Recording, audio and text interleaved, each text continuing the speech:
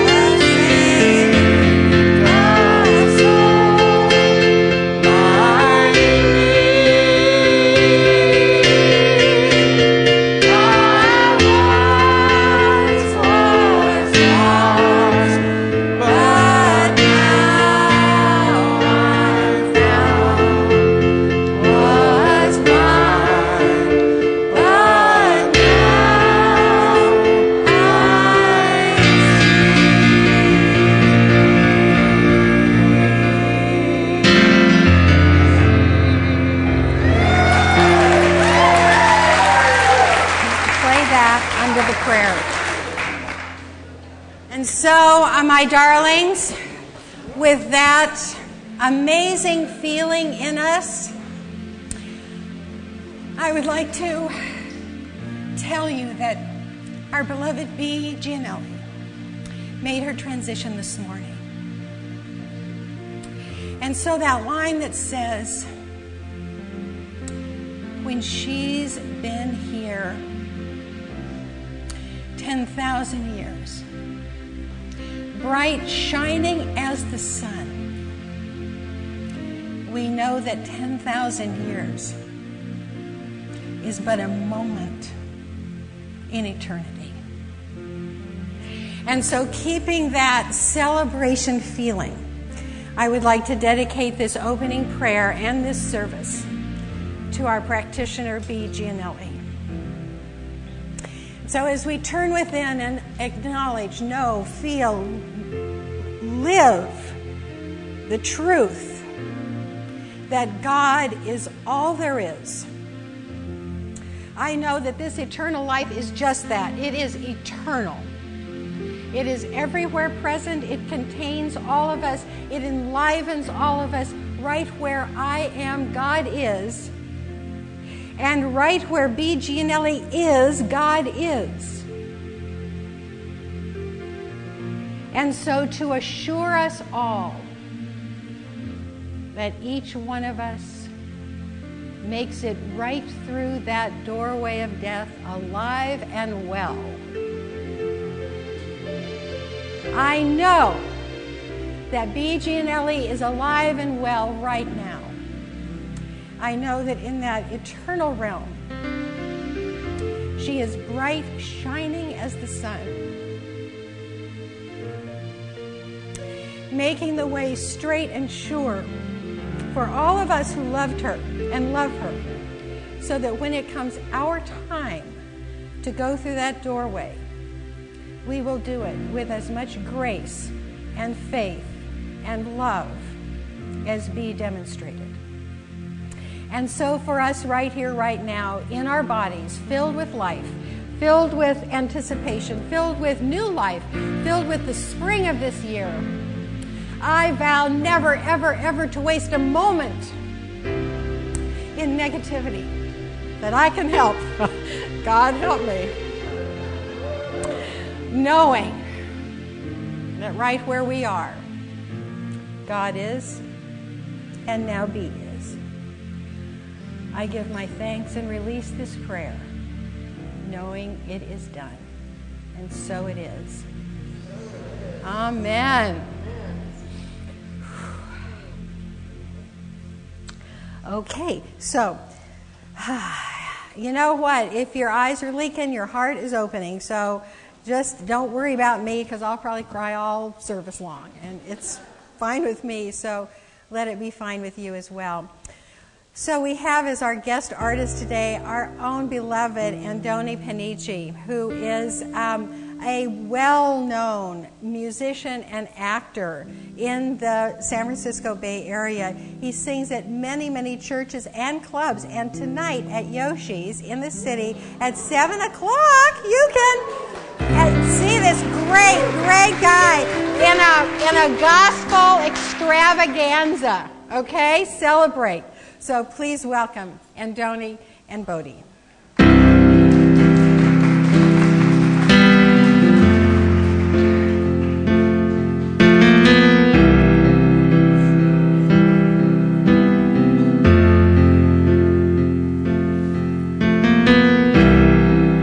Imagine there's no heaven. It's easy if we try. No hell below us. Above us only sky. Imagine all the people living for today. Ooh. Imagine there's no countries.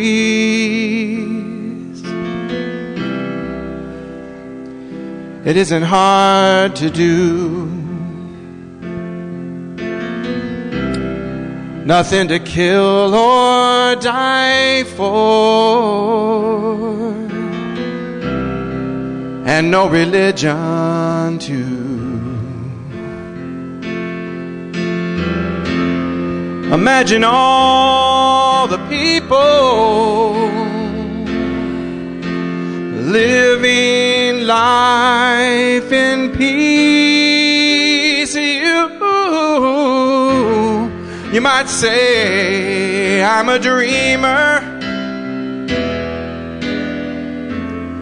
but I'm not the only one. I hope someday you will join us,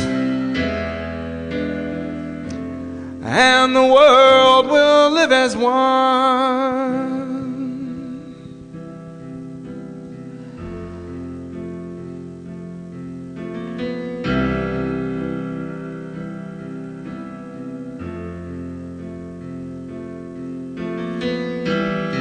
Imagine no possessions. I wonder if we can. no need for greed or hunger, a brotherhood and sisterhood of man. Imagine all the people sharing all the world.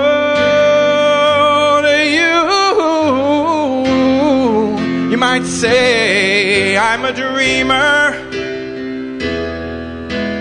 oh, but I'm not the only one. I hope someday the whole world will join us, and the world will live as one.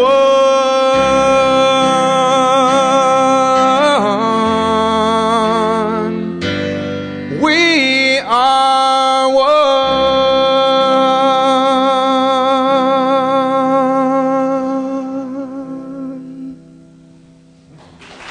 Thank you.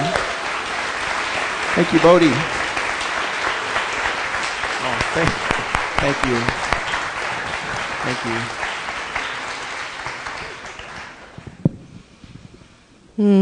Thank you. We are some of those dreamers too, right? I'm Reverend Judith Fleener, and I'm here to give our announcements today, bless our children, do our gratitudes, all the things that make us live as one. So first, let's turn to these beloveds. These are the children who have arrived today. And they are here to teach us, to live with us, and to allow us to teach them. For they understand what it is to be in community. So let's just put our hands up and bless them on their way. And then take that hand and bring it right into your own heart. And bless that inner child that's in with you, who showed up to learn and teach today. Today is a wonderful day that we are going to be celebrating the volunteers. So for today, our gratitude is you. Each and every one of you who has volunteered in this community in any way, whether it be welcoming someone, just giving a hug, whether it be showing up and doing core council work. Will you please rise at this moment? Yay! And I want you to acknowledge yourselves. This is what makes this community great. And so today we are honoring that with a luncheon for anyone who has volunteered ever in this community. You are invited to stay for lunch, and it's being put on right over here and around and everywhere. Right here. Now, if you're here for the first day and you think, but I want lunch, you can stay too. We just ask that you donate somewhere between $5 to $10 for the lunch if you have not volunteered in this community before, and join the volunteers in celebrating the work that we do together as community. Now, some of the regular tables aren't up today because we're making room for the volunteer lunch, but one of them is up, which is this one over here. So the green one over here, is where all our events and things going on are always posted. So if you don't remember what I say, you can always go over there. And one of the things that's posted up there right now is this new Wednesday service called Practicing the Presence that we are starting. And each time it's going to be someone different. This week, where'd Pat Malone? I'm looking where she was, and she's disappeared. In the kitchen. She ran to the kitchen. See, volunteerism everywhere. So Pat Malone is going to be doing a Wednesday evening service this week, and it's going to be coloring mandalas and learning about using mandalas for a meditative practice. So if that interests you, show up for the Wednesday evening service. Information over here. The next announcement, next flyer, lots of flyers over there. Well, this one doesn't have a flyer, but you all know that this bulletin here has everything in it, right? Reverend Sarah Hargraves is having her Thursday morning Spirituality in Business this week, and it is the topic, what channel are you tuned into? What channel are you tuned into? So if you're interested in meeting with other like-minded people early in the morning before going to breakfast, go to El Fanayo, grab a cup of coffee, and talk about what channel you're tuned into. Marilyn. Marilyn Letzos is starting a wonderful class, and she's going to tell you about it. Thank you. It's crowded here. Within every one of us is this divine self, which is a well of untapped power and possibility. It's who we really are. And we get hypnotized sometimes by life. We forget who we are. We are intimidated by change. And we end up living at the effect of fear. We start to think we're victims. We're not. And we remember that here on Sunday. And then sometimes we forget during the week. And so this class, the 6-week journey, is about putting those principles right to work with a myriad of activities that I have, which do not include much reading and studying and talking, but mostly doing things every day to align our thinking habits and our attitudes to the truth of our being so that we face change as an opportunity and we can manifest the changes that we want because we're living the life we came to live. So you can still sign up. We start tomorrow night. We're all set. Thank you. You can sign up right over here. Thank you. So over here is the education table, and this is where you sign up for education events. And over here is where you sign up for other special events. And one of the special events that's coming up really quickly this year is Easter. So Easter is April 8th. And as you know, we have a big celebration here with brunch and Easter bunny and eggs decorated for the kids, and it takes all of us to make that happen. So start thinking about what you'd like to do for Easter and bringing a ham or decorating some eggs and bringing them for the kids to hunt. And there's sign-up sheets right over there on that table to sign up for what you'd like to participate within Easter. So today we have the volunteer lunch. Next week after church, we have another fun event, which is our annual meeting. So plan to come next Sunday as well and stay for the annual meeting, hear what we've done this year, what our goals for the next year is, and it's always an exciting event. So if that's not enough, read your bulletin, read the website, get signed up for our newsletter. But for right now, we're going to move to the main event. That's so it is with sweet. great pleasure that I introduce our senior minister, Reverend Karyl Huntley. Oh. Don't take my talk. Well, good morning once again. And here we are in the third month of the year with our theme, Tools for Transformation. Now, you see that tree over there? There's a paper version of that everyone should have. The paper version, other copies of it, are on the Welcome Newcomers table.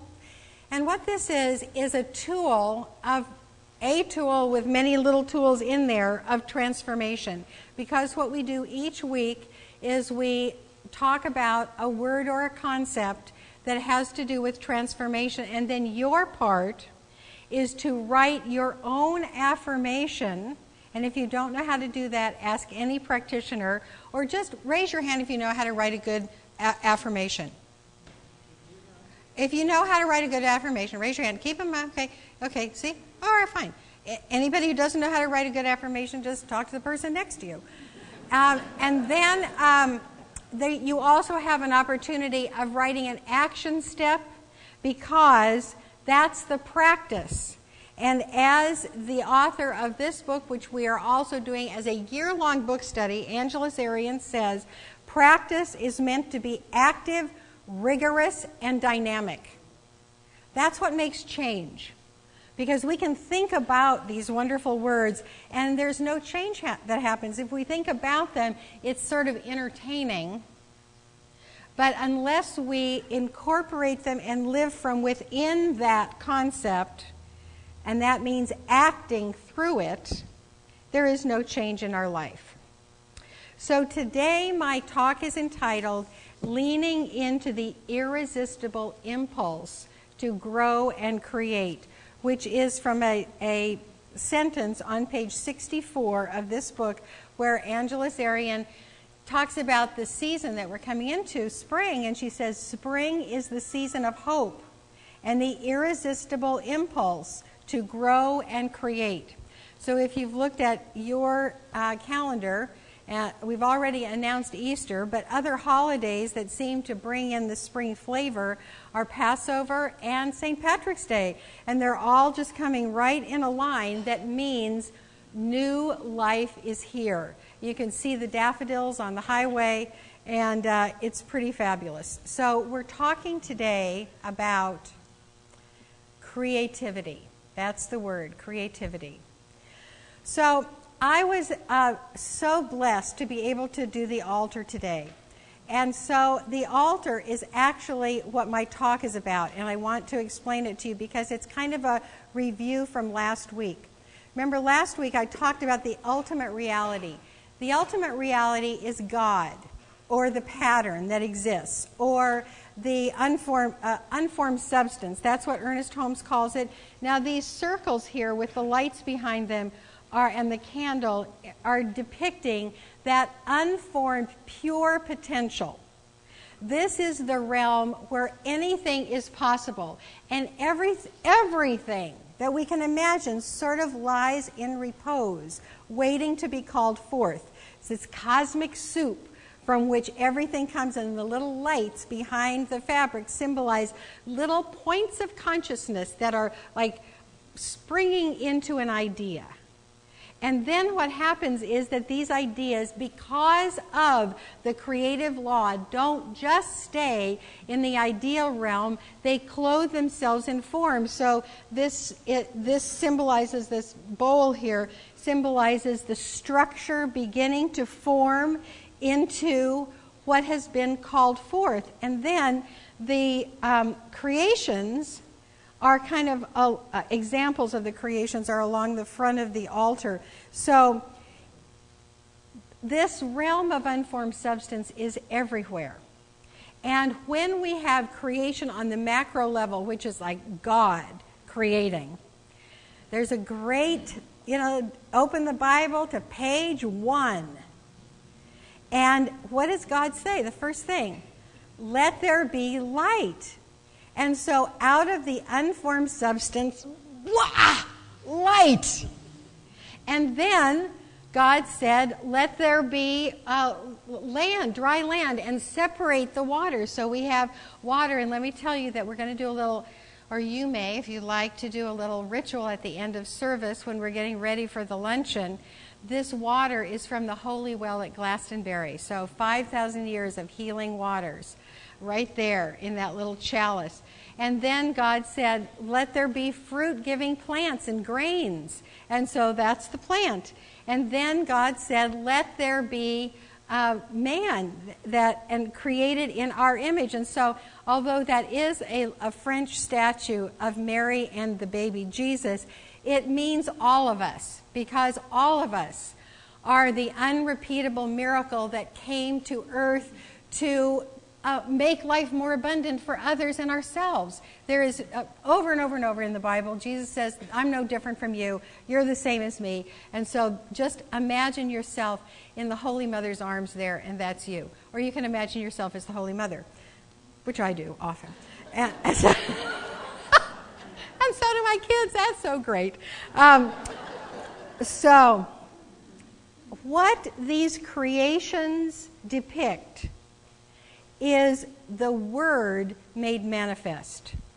So God said, we have no words for actually what happened, but in the Bible when he says there's light, there's water, there's grasses, there's animals, there's people, boom, it happened. And I happen to believe it evolved over millennia, but still there's only one place where things come from, whether they happen presto or over long periods of time, and that is from the eternal presence of God. That's what happens. That's where creation comes from. So the choice of what to create is in the Word. And the Word, as Thomas Troward, if you take classes, all of these people will become, like neighbors.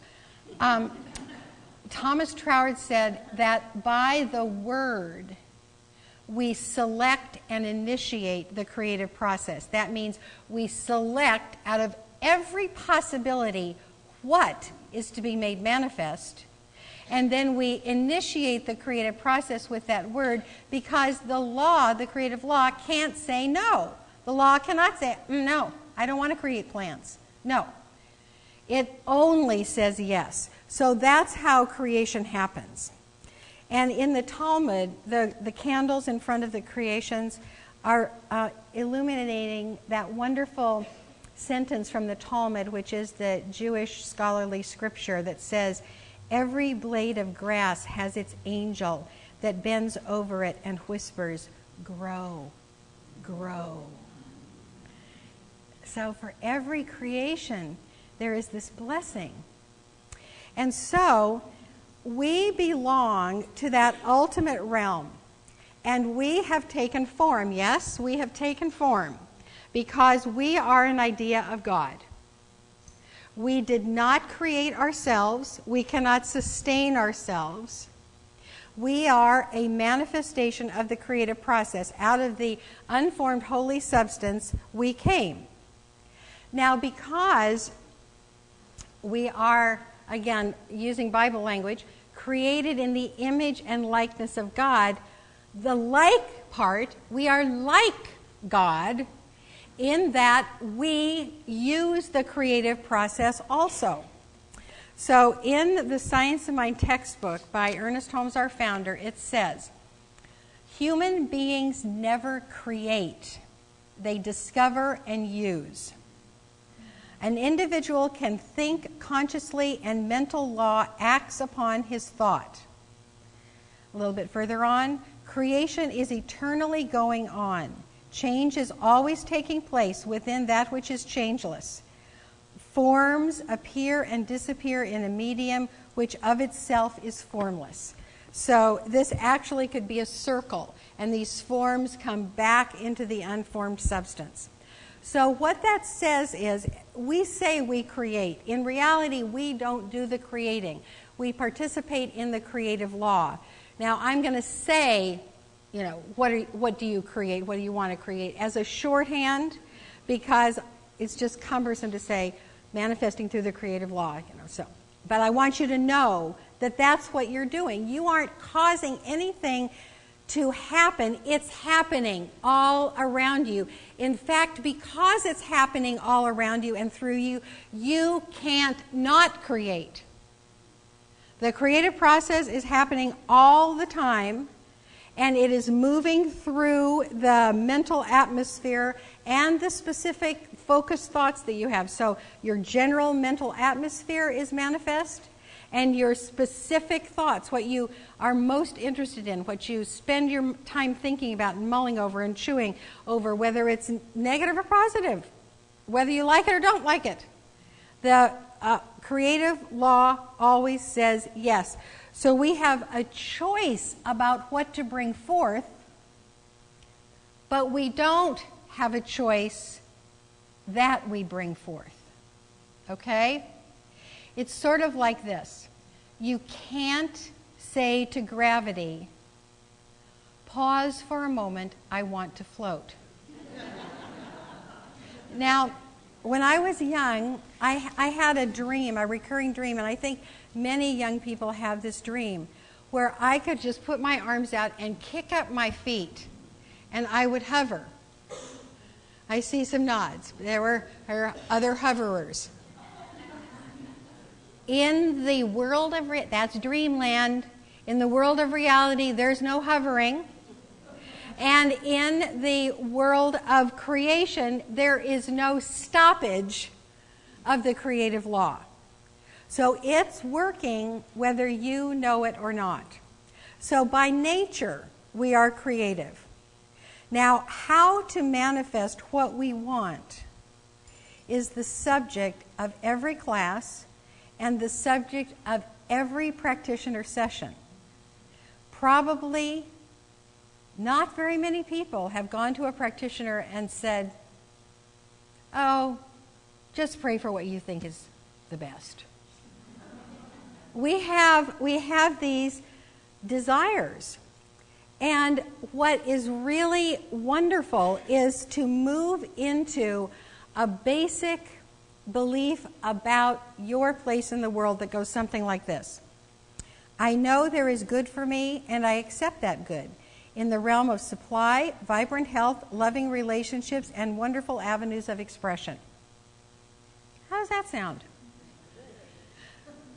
Yeah, it sounds great. And you know, there is a way that you can internalize that so that that's the belief that you live through. That there is good for me. That's what Emma Curtis Hopkins said, another neighbor of ours. There is good for me and I ought to have it. And there is good for you and you ought to have it.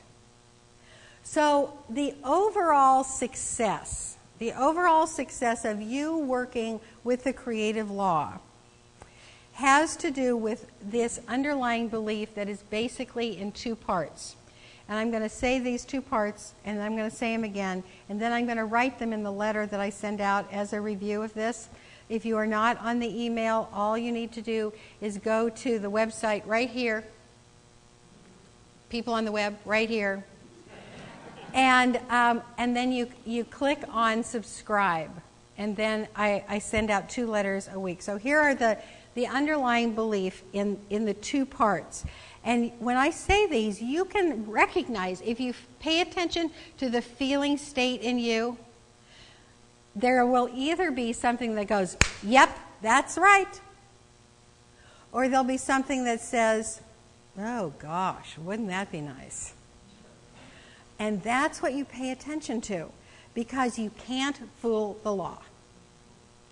You can repeat those affirmations until you're blue in the face, and unless there is complete accord in and through your mind-body system, what will manifest is the dominant thought pattern, which may be the one I said second. Oh gosh, wouldn't that be nice? So that's what you get to have more of, a lifetime of, oh gosh, wouldn't that be nice? So here are the 2 underlying beliefs. I understand the creative law and how to use it. That's the first one. And the second one is, I choose the good for myself because I am good and life is good. Now, one or the other of those is probably going to be harder for you. So let's go through them. I understand the creative law and how to use it. Basically, it is done unto you as you believe. Your dominant thought pattern gets made manifest. What you think about comes about. In the book of Job, it says, thou shalt declare a thing and it will be established for you. So you can say, I can't believe I have gotten myself into this mess. And the creative law will say, there you go, that's a manifested thing, right there. So in order to use the creative law effectively, you have to understand it, that what you put into it, you get out of it. That's pretty easy. It just takes a little bit of paying attention. But the other one, I choose the good for myself because I am good and life is good. I know that about each of you, no matter what you have done, what anyone has told you, the impoverished statements that you might have glommed onto and live within. You are good, and life is good. You are good, and life is good, and you deserve the good that you envision. Now, so I'll give you a contrary example. So I have people come to me and they want something. Let's say they come and they say, I want a relationship. And I can hear the central energy is wanting and not getting. I can hear that central energy is, oh, wouldn't that be nice? And so there is a habit that we can get into. It's a mental habit that outpictures an experience. The mental habit is sad, fearful, and disappointed. And it's only a habit. If you have been sad, fearful, or disappointed for a long time, you can change it. And only you can change it. So, there are other people who say, I want a relationship, and I can say to them, well, there is somebody that wants you. And you know what? He's already had breakfast this morning. And he's having a cup of coffee wondering where you are. And they go, yeah. I want that guy drinking a cup of coffee. And they slip into, I'm good, life is good, a relationship would be good for me. Nothing stands in the way of me having this good relationship.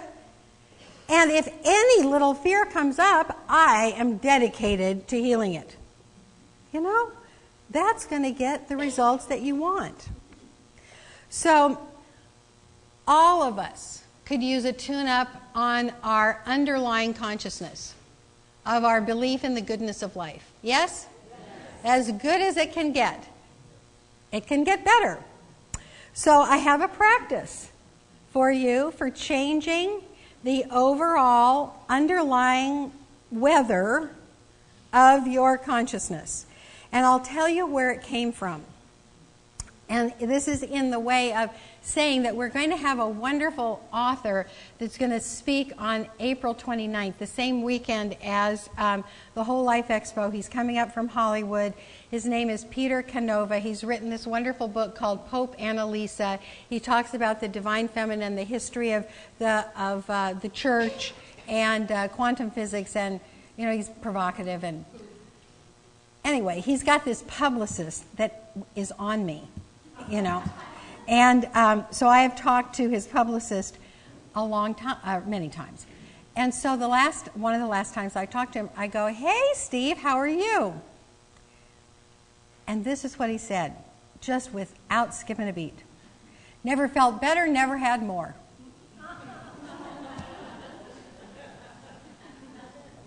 Well, you know, that was a little shock for me of, wow.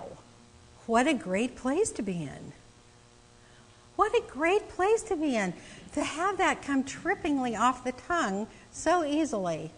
Never felt better, never had more. Now, he said that came from his Uncle Earl, and I don't know, he might be a salesman. I don't know. But it doesn't matter. It doesn't matter. I loved it. And I said to myself, wow, I can really step into that. And I can believe it no matter what. So let's break that down. Never felt better. Oh, well, that's good. Yeah, okay, good. Yeah. Good. But if somebody has a headache, can you wrap your mind around you can have a headache and still have never feeling better? It's kind of like when I had cancer. Throughout the experience, I was a healthy person with a touch of cancer. So you can be in a place that you've never felt better. You have a little headache, but nonetheless, you've never felt better. And you've never had more because all the Father has is yours right now. Okay. So I want you to try this on, and then I'll do it once with you. Then you turn to somebody and you do it with them, okay? So here it is. Hey, how are you? Okay, the line is never felt better, never had more. So turn to someone next to you and ask them.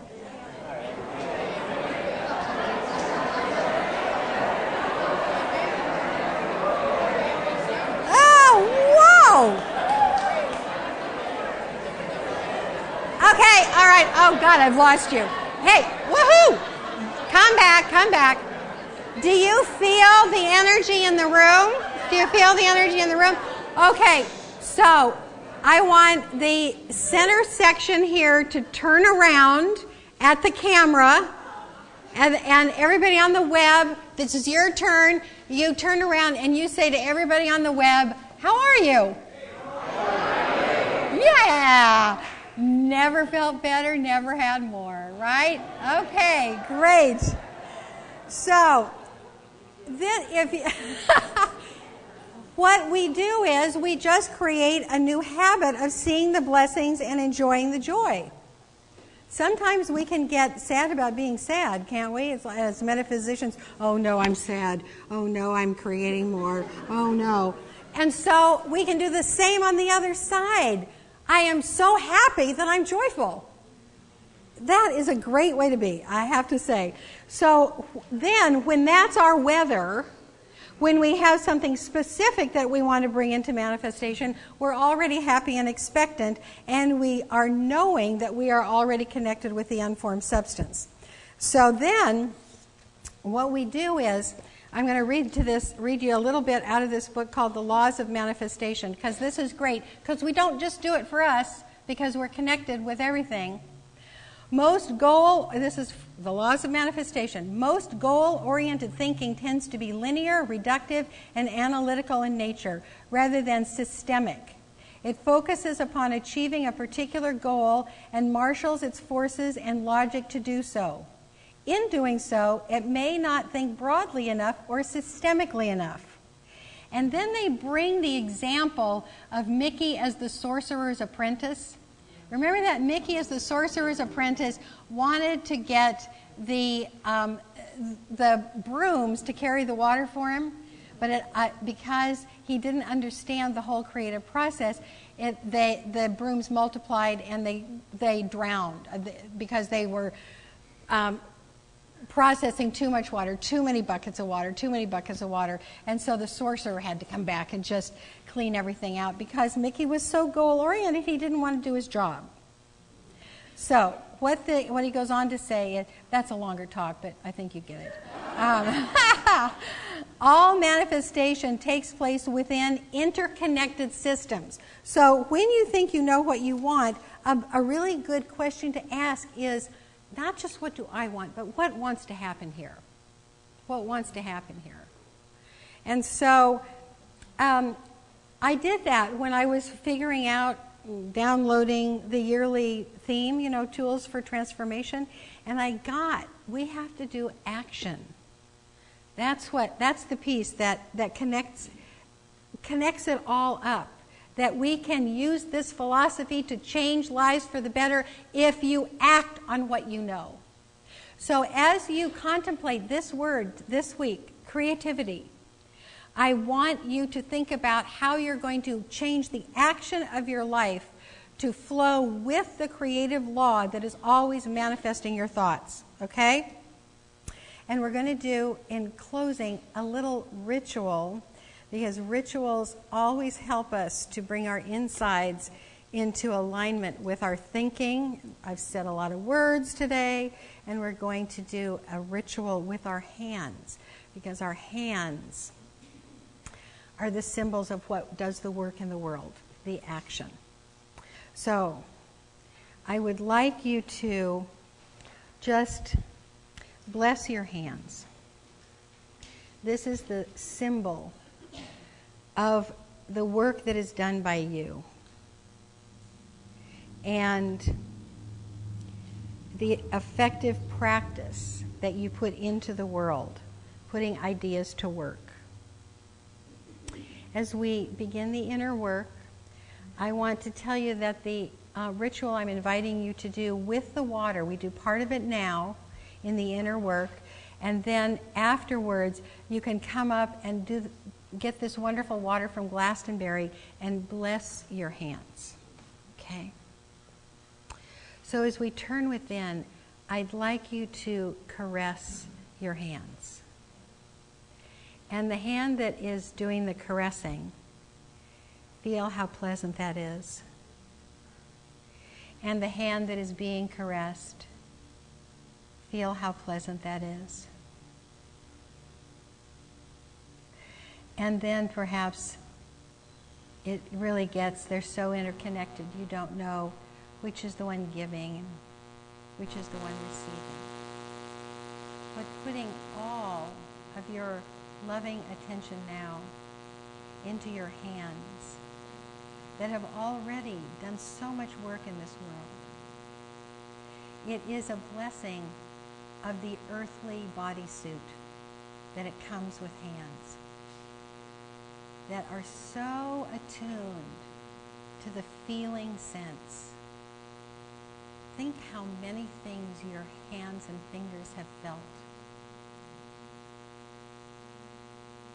Think how many synapses have gone from your hands and fingers to your brain and back down again. So much experience, so much work. Please, if you would, repeat after me. I love and bless my hands. I bless the work they do. I bless the creating they facilitate.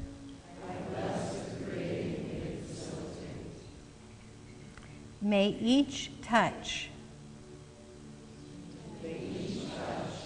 carry with it only love. Caress your hands for a moment more and let them come to rest in the mudra of prayer, palms together in front of your heart. And as I cast the vision of the message this morning, I see a world in which all creativity is conscious and positive. I see a world where that which is created is for the good of all. I see a world where the systems in which creation happens flourish, and those systems support all beings. The creativity is not just for one. The benefits are not just for one. The benefits are for all. The benefits of my work and our work are for us and for all people. The benefits are for us and for all people and for all living beings and the planet herself. Blessed be.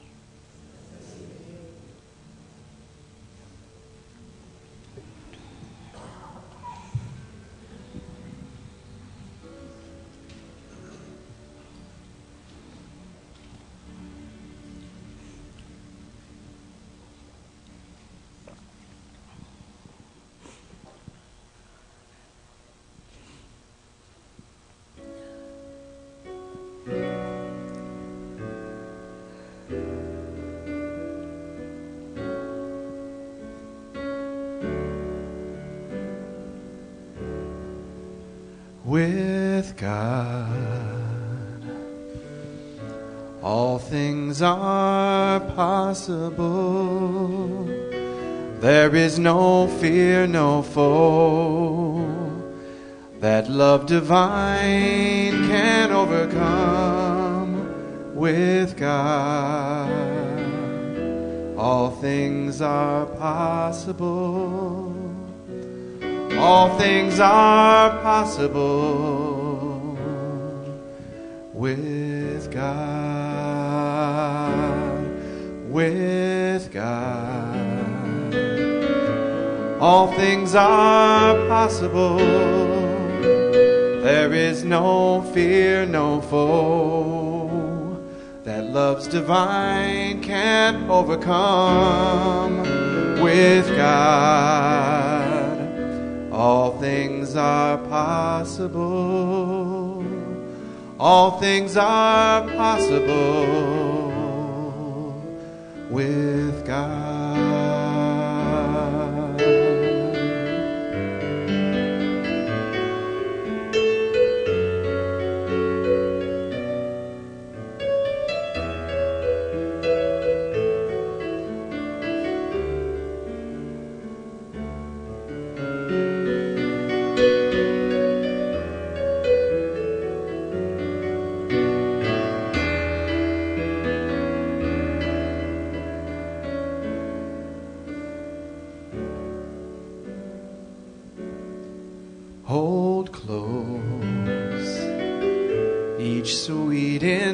intention, for God will bring to pass all you desire and so much more.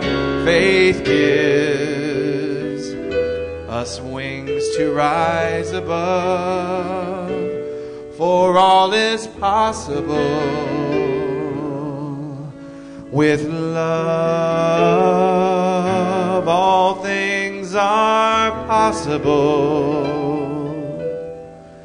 With God.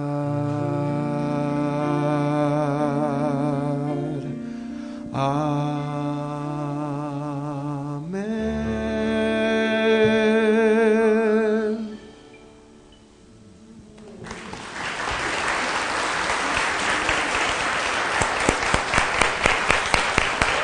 And Doni Panici.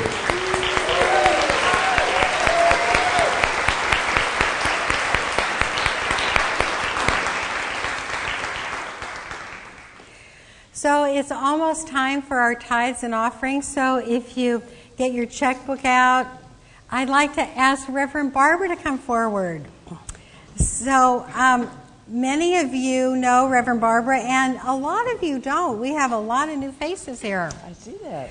So Reverend Barbara splits her time between Northern California and Ukraine.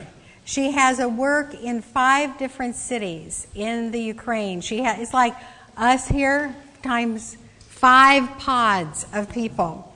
And so as we prepare our tithes and offerings, I want you to know that the money goes to creating this community, and it helps Reverend Barbara create her community in Ukraine, and it helps change lives for the better here and almost halfway around the world. Is it 11 hours difference? It is 10. 10, almost halfway around the world. The money that you give this morning helps us here and around the world in Ukraine. And for those of you on the web, here's where you can just go, and there's another button there. It says donate, and you can just do that as well. So are you going to say a couple of words? I would love to, yeah. So there's an opportunity here to, don't take up the money yet because I want to be really conscious and sing while we do it. But Barbara wants to say a little something about bringing our communities together.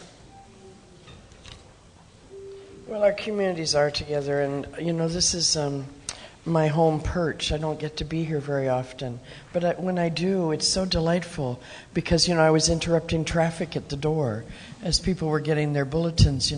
We all wanted to hug each other, and it was such a delightful feeling to come back home, even though it's only once or twice a year now, and feel the energy. I feel so cherished and loved here, and and we all, many of us have really special relationships. I saw Lisa today. She's been in Ukraine, and Rick has been in Ukraine, and Brent has been in Ukraine, and Karyl has been in Ukraine, and so we are connected, even if we're not. And Bodhi, and I was sitting here thinking, gosh, I need a musician for this year's conference, Bodhi. I really, really do. And so one of the things I'd love to do is I'd love to vitalize our partnership. We are connected, and I'd love to, as Reverend Karyl said, put some action into that. There's so many ways you can be involved. So first of all, I brought you a little gift, and this is a little calendar of pictures of Ukraine. People don't think Ukraine is as beautiful as it is. It's extraordinarily beautiful. So for your offices, and in Ukraine they don't do things small. They don't like small note cards, So this is our note card, and I want to just read it to you. Дорогая друзья, мы очень вам благодарю все, что вы сделали, и что мы нравится, что мы друзья, мы чувствуем вашу любви и вашу заботиться. Это поддерживает нам и защита нам. Мы тебя люблю, мы уважаем вам. Мы уважаем вам успешно на все ваши дела. Счастье для каждого вас. From Olga and Vova and Nastya and our team in Ukraine. There is an English translation in there for you. And I want to invite you to the corner of the education table where we're talking about something we're doing for young adults this year. And it's a way that our communities might be able to do something.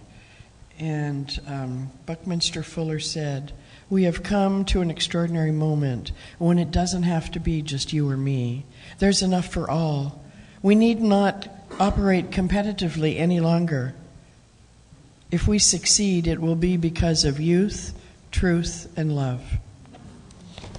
So thank you for your love and your truth and for always holding us in your hearts. And if you want to talk about doing anything more or coming to play or sing or anything like that in September on the Black Sea, then just please see me. I'll be around. Thank you, darling. So, just holding your gift next to your heart, bless it, and know that your specific gift goes to change lives for the better. Blessed be.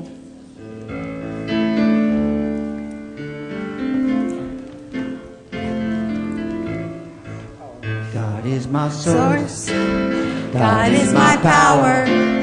God gives me everything I need. So I give thanks for all my blessings. God gives me everything I need. God is my source. God is my power. God gives me everything I need. So I give thanks for all my blessings. God gives me everything I need. God is my source. God is my power. God gives me everything I need. So I give thanks for all my blessings. God gives me everything I need. Sing it now. God is my source. God is my power. God gives me everything I need. So I give thanks for all my blessings. God gives me everything I need.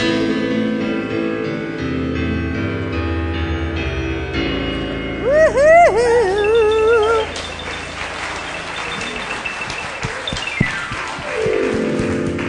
So we bless this offering and all the good it will do in this community and the world beyond. Blessed be. So remember to stay for the luncheon.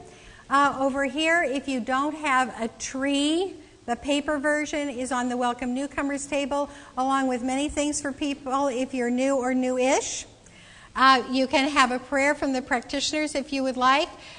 Be sure to sign up for Easter. That would be wonderful. Many things happening on the education table. And I think you can also sign up to be on Andoni's email list right back there. And then, of course, the ritual at the altar. So with that, I would like Reverend Judith to pray us out. Okay, the ritual. Bodhi said explain the ritual. Here's what you do. I bless my hands and remember the caresses that I gave my hands and all the good they have done and will do in the world. And then maybe you could hold hands with somebody else and do something conscious with your hands. I'd like to invite the practitioners that are here to serve and pray with you today to come forward. Each and every one of these practitioners donates their time, so please do not go home with anything heavy on your heart. And if there's something joyful that you'd like to pray about, you can see them about joy and continuing, yes, I want more of that good. And if the rest of the practitioners would surround the room, creating a container of love and joy. I invite you to go into whatever modality serves you for prayer and centering and healing. And so in this place of infinite possibility, where only one resides, That one I choose to call God. It could be called the infinite, the absolute intelligence, the force. It is a power of love and creativity. It only knows good. And in this presence, I remind myself that there is no separation between me and that one divine power. That my very life, my very being, emerged out of its creativity. And that is true for each and every person in this room, and each and every person in the sound of my voice, and each and every person who is silently connected to the divine. We are all one in that infinite being of all good. This is who I am. A life of the creative process, living in co-creation constantly. And it is from that place of knowing who and what I am that I claim a shift in consciousness for each and every person to get out of their own way, their own littleness, and allow the creative process of the law and the love of God to flow through, allowing for whatever is supposed to emerge,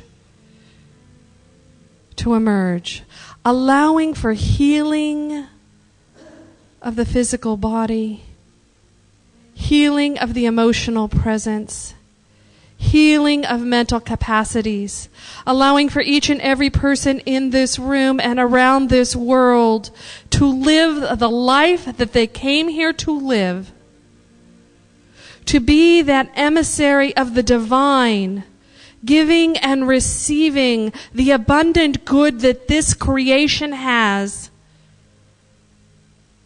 I know that as it is spoken into that one truth, it is done unto us as we believe, and I claim a shift in consciousness right now, allowing anything that is blocking you from believing that which you know is true to be dissolved. And so I stand here in the greatness of the all good and just give thanks. I give thanks for the creative process that is emerging through and in and as each one of us. And I let it be. And so it is. Amen.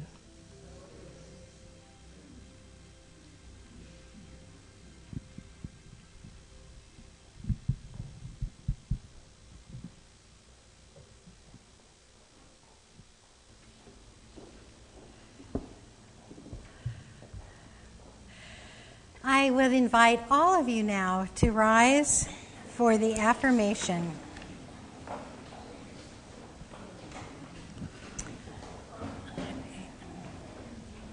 Up here together now.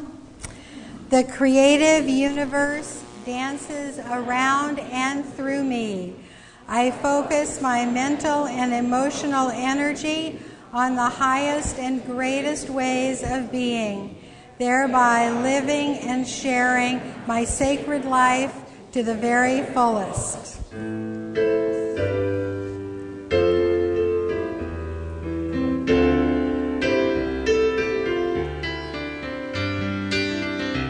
I am a prayer for peace. Wherever I go, peace goes with me. I feel peace inside. With every breath, peace abides. I know the joy of peace. I choose fear to release. Every moment, love wakes up, and peace is every step. Peace is every step. Peace is every step.